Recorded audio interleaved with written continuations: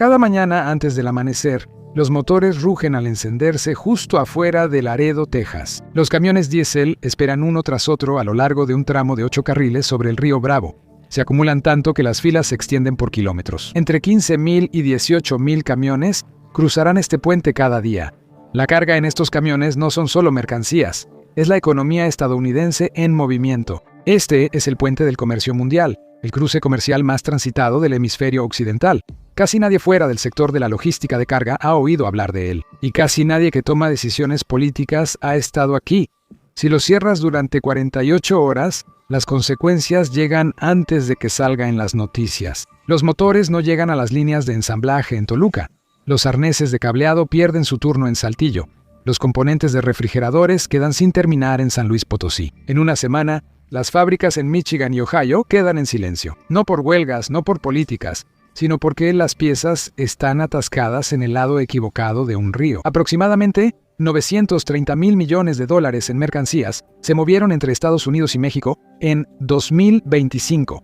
Eso es más grande que la economía de Suiza, más grande que la de Arabia Saudita. 2 países comerciando más en 12 meses de lo que la mayoría de las naciones del planeta producen en total. Es más como una línea de producción que un punto de control. Texas tiene más refinerías, California tiene más puertos, Illinois tiene más vías férreas. Ninguno de ellos transporta lo que este puente solitario transporta cada día. Y en este momento, se están tomando decisiones en Washington que cambian el costo de todo lo que lo cruza, sin tener una idea clara de lo que se rompe cuando lo hacen. Elige cualquier vehículo fabricado en Estados Unidos. Cualquier pickup, cualquier sedán, cualquier camioneta, abre el cofre y sigue cada componente. No encontrarás una historia sobre un producto estadounidense. Encontrarás un sistema construido a través de una frontera que ya no se comporta como una frontera en absoluto. Una Ford F-150 es el ejemplo obvio. Una de las camionetas estadounidenses más icónicas del país. Sale de la línea de ensamblaje en Dearborn, Michigan, con la bandera de Estados Unidos en cada folleto publicitario. Pero antes de que esa carrocería llegara a Dearborn, los componentes en su interior habían cruzado el río Bravo hasta 8 veces. Bloques de motor fundidos en un país, mecanizados en otro, ensamblados en un tercero. Cada paso depende de que la etapa anterior del otro lado de la frontera haga su trabajo a tiempo, y esa dependencia no se detiene en la manufactura. México envía casi 3 millones de vehículos ligeros al año a Estados Unidos, y una gran parte de ellos lleva emblemas de fabricantes de autos estadounidenses, todos construidos sobre diseños estadounidenses. Las empresas estadounidenses no tratan a México como a un proveedor extranjero, lo tratan como si fuera la siguiente sala de la fábrica. Si rompes ese ciclo, la producción no se ralentiza, se detiene. Pero no se trata solo de camiones tampoco. Si estás viendo esto en un teléfono inteligente o en una laptop, ya eres parte del ciclo. Porque la manufactura moderna no solo depende del inventario, también depende de la precisión. Esa es la razón por la que los almacenes están vacíos y las líneas de ensamblaje siguen siendo rentables. Las piezas llegan horas antes de que se necesiten, no semanas. Eso mantiene los costos bajos. También elimina cualquier margen para interrupciones. Un solo envío retrasado no se queda almacenado. Deja a un trabajador parado sin hacer nada, una máquina apagada y un horario que no se puede recuperar acelerando después. No te pones al día en este sistema. Te atrasas y todo lo que viene detrás también se atrasa. Intentas construir ese mismo camión completamente dentro de las fronteras de Estados Unidos y el precio sube varios miles. Y eso no es algo hipotético, es inmediato. O los consumidores pagan más o el producto empeora. No hay una tercera opción. Refrigeradores construidos en plantas a ambos lados. Dispositivos médicos que van a hospitales de Estados Unidos, ensamblados en Tijuana y Reynosa, donde empresas como Medtronic y Becton Dickinson operan líneas que envían directamente a las redes hospitalarias estadounidenses. Las piezas aeroespaciales que alimentan la cadena de suministro de Boeing. Se observa un volumen significativo proveniente de Querétaro, donde proveedores de Bombardier, Safran y Airbus se agrupan alrededor de un solo aeropuerto. Incluso tus enrutadores de Wi-Fi tienen componentes que pasaron por ambos países antes de llegar a tu casa. La diferencia salarial es la razón por la que todo funciona. Es lo que permite que las empresas estadounidenses compitan con Asia sin tener que trasladar todo al otro lado del océano. Si quitas a México, la decisión se reduce a 2 opciones: precios más altos o que la producción se vaya completamente del continente. Pero la dependencia hacia el norte es aún más profunda. México envía más del 80% de sus exportaciones a un solo comprador. No hay un cliente de respaldo. No existe un plan B que pueda absorber ese volumen. Si Estados Unidos se desacelera, las fábricas mexicanas también se desaceleran. Si los aranceles estadounidenses afectan una categoría, los trabajadores mexicanos sienten el golpe. Los mexicanos que trabajan en Estados Unidos envían decenas de miles de millones de dólares a sus familias en México cada año. El total recientemente rompió récords, superando los 64,000 millones de dólares en un año. Dinero que no pasa por corporaciones, llega directamente a los hogares. Ese dinero paga la despensa, las colegiaturas, las cuentas médicas y la renta en pueblos que de otra manera no tendrían economía alguna. Genera más ingresos que el petróleo o el turismo. Es el mayor salvavidas externo de México. Y casi todo ese dinero proviene de Estados Unidos, en un continente que puedes cruzar manejando. Un país donde si un puerto cierra, todavía puedes enviar un camión. Y México ha respondido a ese llamado. Tesla anunció un plan de gigafábrica de alto perfil ahí en 2023, aunque el proyecto se pausó antes de las elecciones en Estados Unidos por preocupaciones sobre aranceles. Los fabricantes de autos expandieron sus operaciones por todo el centro de México. Los proveedores que abastecen a las grandes compañías automotrices estadounidenses los siguieron. También lo hicieron los gigantes de la logística, expandiendo las redes de carga transfronteriza para manejar el nuevo volumen junto con los operadores mexicanos. Aeroespacial, centros de datos de IA, grandes farmacéuticas, todos establecieron operaciones al sur de la frontera.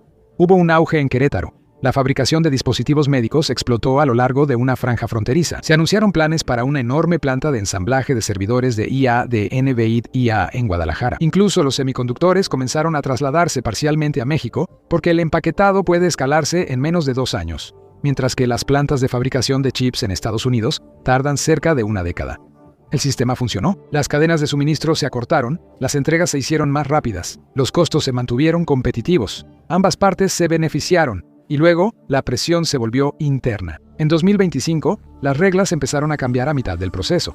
En una planta de autopartes en el norte de México, un supervisor detuvo el envío de una remesa, no porque la producción se hubiera detenido, sino porque las reglas arancelarias lo hicieron. Siguieron las exenciones y luego todo volvió a cambiar. Una vez y luego repetidamente. Para las empresas que planean con años de anticipación, eso significaba una cosa: imprevisibilidad. No costos más altos, solo costos desconocidos. Y cuando los costos se vuelven imposibles de calcular, la inversión se detiene por completo. Los proyectos se pausaron, la expansión se estancó, las plantas que se suponía que iban a construirse quedaron como terrenos baldíos. México, sin embargo, no escaló la situación. Tampoco tomó represalias. Se adaptó, ganando tiempo sin solucionar el problema de fondo. Porque el problema no era político, sino estructural. Cuando Ford advirtió que los aranceles recortarían 1.500 millones de dólares de sus ganancias, no era México quien recibía el golpe. Era una empresa estadounidense pagando más por operar su propia cadena de suministro. General Motors lanzó su propia advertencia semanas después. Calculó un impacto de hasta 5,000 millones de dólares. Stellantis detuvo la producción en sus plantas de ensamblaje en México y Canadá. Trabajadores en Michigan e Indiana. Ese es el costo humano de un arancel. No es un titular, sino un turno perdido, un sueldo perdido. El nearshoring se suponía que resolvería el problema. En cambio, introdujo uno nuevo: inestabilidad en el centro del sistema. El comercio es solo la superficie. Los riesgos más profundos están debajo de la superficie. México ahora genera más del 60% de su energía a partir de gas natural, pero es importado. La producción nacional ha caído durante años, alcanzando su nivel más bajo en 2 décadas a principios de 2025. La brecha se cubre casi por completo con gasoductos que van hacia el sur desde los campos de la cuenca pérmica en Texas, Eagle Ford Shale y corredores que se extienden hasta Arizona y California. En mayo de 2025, las exportaciones de gas natural por gasoducto de Estados Unidos a México alcanzaron un récord mensual histórico. Aproximadamente el 75% de cada pie cúbico de gas que México consume ahora llega desde el otro lado de la frontera. Más de una cuarta parte del total de las exportaciones de gas natural de Estados Unidos va directamente a las redes mexicanas. El gas estadounidense alimenta fábricas mexicanas. Esas fábricas fabrican piezas. Esas piezas regresan a las líneas de ensamblaje estadounidenses. Si se interrumpe ese flujo, la producción no cae solo en un lugar. Falla en ambos lados. México es muy consciente de esto. Reconoce el peligro. Está apresurándose a construir nuevos gasoductos, nueva capacidad de exportación de GNL, nueva generación nacional, pero nada de eso reemplazará el suministro estadounidense en el corto plazo. La dependencia ya estaba establecida. Y luego está el agua. Los agricultores estadounidenses en el sur de Texas han visto cómo temporadas enteras de cultivos se pierden mientras México se ha retrasado en las entregas de agua que exige el tratado. Hay un tratado de 1944 que se suponía que debía evitar precisamente esto. y ahora se está desmoronando. Estados mexicanos como Chihuahua han protagonizado disturbios por las liberaciones de agua de los embalses ordenadas para saldar las deudas de México. Las negociaciones sobre la deuda de agua casi se han venido abajo varias veces en 5 años. Ahora conecta eso con lo que aparece en las tiendas. Si comes jitomates frescos en enero, vinieron de México. Y el aguacate en tu pan tostado. Aproximadamente 9 de cada 10 aguacates en las tiendas de Estados Unidos vienen de México. Las berries, pepinos, pimientos, mangos, todo un pasillo de productos fuera de temporada depende de los invernaderos y campos mexicanos. Si falta agua, no se siembran los cultivos. Eso significa estantes vacíos en las tiendas de Estados Unidos en cuestión de días y el colapso de los ingresos agrícolas en ambos lados de la frontera. En 2024, los inspectores estadounidenses detuvieron los envíos de aguacate desde Michoacán por preocupaciones de seguridad. Los precios en las tiendas de comestibles de Estados Unidos subieron en cuestión de días. Un solo inspector provocó un retraso de una semana y un aumento de precios a nivel nacional. Así de estrechos son realmente los márgenes.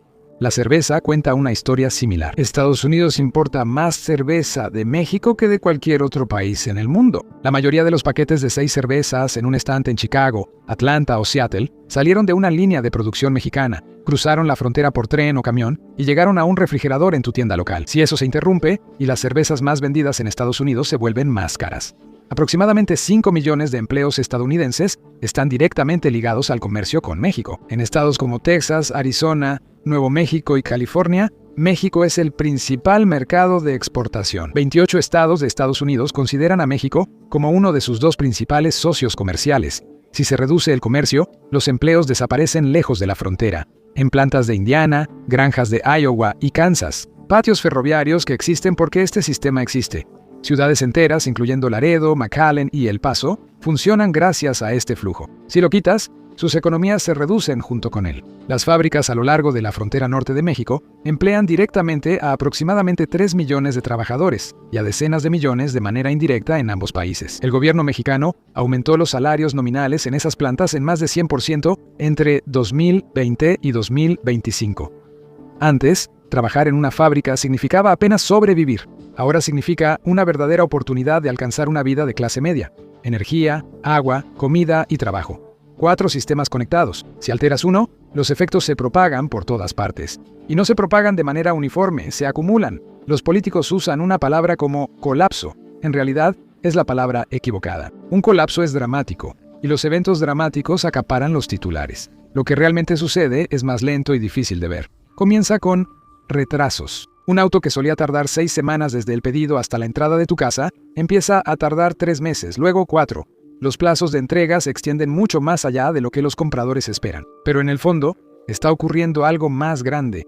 Esa incertidumbre se refleja en el precio de todo. Ahora extiende esa misma dinámica a refrigeradores, lavadoras, respiradores hospitalarios. Los costos empiezan a aumentar. Un refrigerador Whirlpool, que antes tardaba 6 semanas, ahora tarda 4 meses. Un ventilador Medtronic se vuelve más caro antes de volverse más escaso. Naturalmente, la calidad empeora. Luego vienen los efectos secundarios. Las empresas dejan de construir, no porque no puedan hacerlo, sino porque no pueden predecir bajo qué reglas van a operar. La inversión se va a otros lugares como Vietnam, India, Polonia, lugares donde las reglas aún se mantienen el tiempo suficiente para planear. En México, sin embargo, el golpe es más duro y rápido. Los salarios en la manufactura dejan de subir. Los trabajadores pierden estabilidad y empiezan a moverse hacia el norte, hacia las ciudades estadounidenses. Eso alimenta la presión migratoria que, supuestamente, los aranceles estaban diseñados para evitar. En Estados Unidos la presión se revierte. El costo de regresar la producción al país se siente en casa. Una mayor producción nacional significa precios más altos, y los consumidores lo sienten de inmediato. Y los competidores globales de Estados Unidos no se quedan esperando. Ellos empiezan a expandirse más rápido, más barato y con menos interrupciones. Hay una pequeña ventana en la que la integración de Norteamérica funciona. Si la cierras, los fabricantes asiáticos acaparan el mercado. La producción perdida no regresa, solo se reubica. Esa venta de auto retrasada se va a un vehículo eléctrico chino que llega a tiempo y a un precio que los consumidores estadounidenses pueden pagar. Una fábrica que no se construye en Texas no se construye después. Se construye en Hanoi y ahí se queda. No hay una salida limpia de este sistema. Imagina que Estados Unidos decide desvincularse completamente de la manufactura mexicana. No más autos fabricados en México, no más autopartes cruzando la frontera, no más electrodomésticos mexicanos. Todo eso se traslada dentro de las fronteras de Estados Unidos. Solo la industria automotriz necesitaría mano de obra para cientos de miles de nuevos empleos de manufactura con salarios estadounidenses. Las fábricas en Estados Unidos ya tienen escasez de trabajadores. No pueden cubrir las vacantes que tienen hoy en día. Agregar varios cientos de miles de empleos más significaría o un gran aumento en la inmigración, que es exactamente lo contrario de lo que quieren quienes impulsan la desvinculación, o salarios tan altos que los números simplemente no cuadran. Incluso si los trabajadores aparecieran mágicamente, las plantas no existen. Construir una nueva planta automotriz dentro de las fronteras de Estados Unidos toma de 3 a 5 años desde el anuncio hasta que el primer auto sale de la línea de producción. Construir una base de proveedores alrededor de ella suma otros 2 años. Para cuando esas plantas estén en funcionamiento, estarán compitiendo contra vehículos eléctricos fabricados en países que nunca dejaron de optimizar sus cadenas de suministro. Los consumidores estadounidenses absorberían ese costo todo ese tiempo. Una nueva camioneta que hoy cuesta $50,000 costaría $60,000 o más después.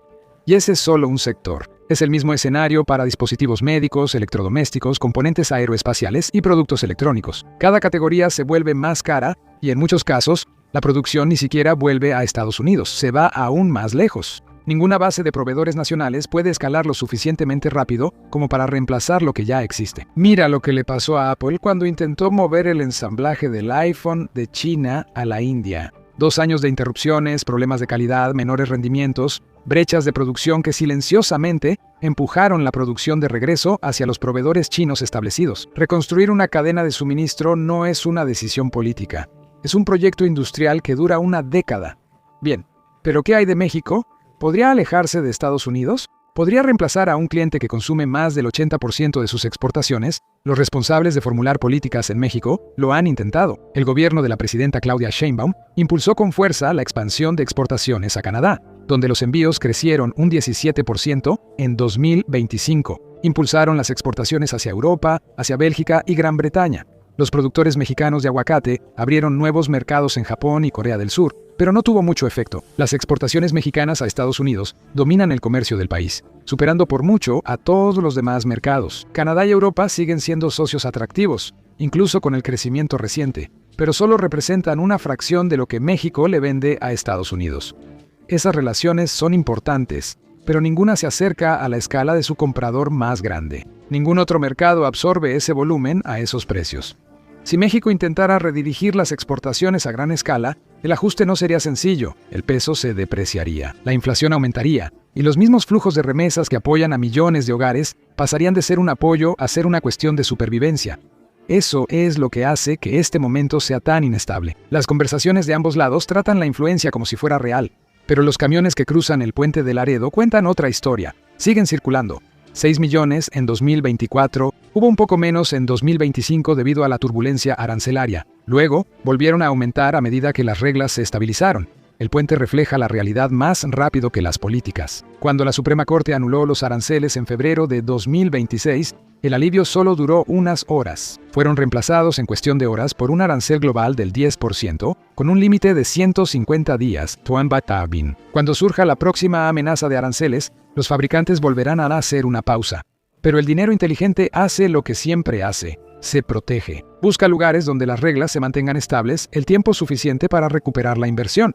Vietnam, por ejemplo, lo sabe. Los funcionarios de allá han estado cortejando abiertamente a los fabricantes estadounidenses que se sienten inquietos por la inestabilidad de los aranceles. Han estado ofreciendo exenciones fiscales y acuerdos de infraestructura para asegurar compromisos. La India está haciendo lo mismo, enfocándose en empresas cuyo planeamiento a largo plazo ya no encaja en un marco norteamericano cambiante. Alejarse no funciona. Fingir que uno se aleja tampoco funciona. Hay un camino a seguir que protege ambas economías, pero nadie de ninguno de los dos lados quiere admitirlo en voz alta. No están eligiendo la interdependencia, aunque están operando dentro de ella. Tanto México como Canadá han señalado que quieren continuidad. La industria mexicana ha sido clara sobre sus prioridades: reglas predecibles, libre circulación de bienes fabricados en la región y mecanismos de resolución de disputas que eviten aumentos repentinos de costos. Un representante comercial de Estados Unidos ha insinuado reemplazar el acuerdo trilateral por acuerdos bilaterales separados que cambiarían el equilibrio de poder, pero también congelarían las decisiones de inversión en todo el continente mientras se negocian los nuevos términos. La industria automotriz ha sido directa. Casi el 40% del comercio total entre Estados Unidos y México pasa por ella. Si se cambia a acuerdos bilaterales, la estructura de incentivos que impulsó el nearshoring se debilita de inmediato. Los líderes empresariales de Texas, que tienen más en juego que cualquier otra persona en Estados Unidos, han sido aún más claros. El comercio a través de Texas sostiene aproximadamente 500,000 empleos y genera varios cientos de miles de millones de dólares al año. La logística, el transporte de carga, la aduana, el almacenamiento y la manufactura dependen del flujo transfronterizo. Su mensaje se ha mantenido igual. La integración es una ventaja competitiva. Si la quitas, la industria estadounidense no se vuelve más competitiva frente a China. Se debilita mucho. Los funcionarios mexicanos han advertido que la incertidumbre prolongada acelerará la desaceleración de la inversión extranjera que ya está en marcha. Un ciclo de integración de 30 años ahora se encuentra dentro de una ventana política de 18 meses. Si la revisión sale bien, los camiones siguen circulando, el dinero sigue fluyendo, México sigue siendo el taller de al lado, Estados Unidos sigue siendo el cliente. Ambas economías crecen juntas como lo han hecho desde el TLCAN. Si la revisión sale mal, la ruptura lenta continúa. Cada año, un poco más de la cadena de suministro se traslada silenciosamente a otro lugar. Cada año, el puente de Laredo transporta un poco menos. La integración no colapsa de golpe. Simplemente se erosiona hasta que el sistema que sostenía ya no existe en la misma forma. Entonces, ¿qué es lo que realmente mantiene unido a un continente integrado? El comercio entre Estados Unidos y México en realidad no ha disminuido, ha crecido. México alcanzó un récord histórico de exportaciones en 2025, incluso con los aranceles golpeando con fuerza. La demanda estadounidense se mantuvo. Los flujos de energía aumentaron. La infraestructura sigue expandiéndose. Ambos países están construyendo físicamente más capacidad para depender uno del otro, incluso mientras los políticos de ambos lados debaten si deberían hacerlo. La razón es simple, y es que el sistema funciona. Funciona para un trabajador automotriz mexicano en Coahuila. Funciona para un agricultor de maíz en Iowa que envía maíz forrajero al sur. Funciona para suficientes personas en suficientes lugares como para que romperlo tenga un costo político inmediato. Así que esta relación sobrevive, no por acuerdo, sino por algún tipo de punto muerto. Esa es una parte que es fácil pasar por alto. Esta relación no sobrevive porque ambas partes estén de acuerdo. Sobrevive porque romperla afecta a los votantes de inmediato. La reacción sería rápida y brutal. Los políticos que empezaban la mañana hablando duro sobre México, terminaban la semana retractándose, porque las personas que realmente pagan los costos se presentaban. El ciclo de retroalimentación es rápido, y las respuestas políticas lo siguen. Eso explica por qué México no ha tomado represalias. La presión dentro de Estados Unidos hace el trabajo que tomar represalias habría hecho, pero más rápido y barato. El puente de Laredo, el gas en los ductos, los envíos agrícolas, las cadenas de suministro industrial, los flujos de remesas, todo eso forma un sistema que puede ser tensionado, pero no separado fácilmente. Hay dos posibles resultados. Uno, donde el sistema se estabiliza y sigue creciendo, y otro donde poco a poco pierde eficiencia hasta que simplemente deja de ser competitivo. ¿Cuál de los dos ocurra? Depende de si quienes formulan las políticas públicas entienden lo que realmente cruza ese puente todos los días. No son solo mercancías, es prácticamente el núcleo operativo de una economía del tamaño de un continente. Los camiones ya estaban formados antes del amanecer esta mañana. Estarán formados mañana y la mañana siguiente. La demanda no ha cambiado. La única pregunta es si el sistema que abastece esa demanda seguirá funcionando. Porque cuando no funciona, los camiones no disminuyen la velocidad. Se detienen por completo. Gracias por acompañarme hoy. Espero que hayas disfrutado el video. Y si quieres ver más videos como este, por favor considera suscribirte y activa las notificaciones. Realmente hace la diferencia. Gracias de nuevo y nos vemos la próxima vez en MatPack.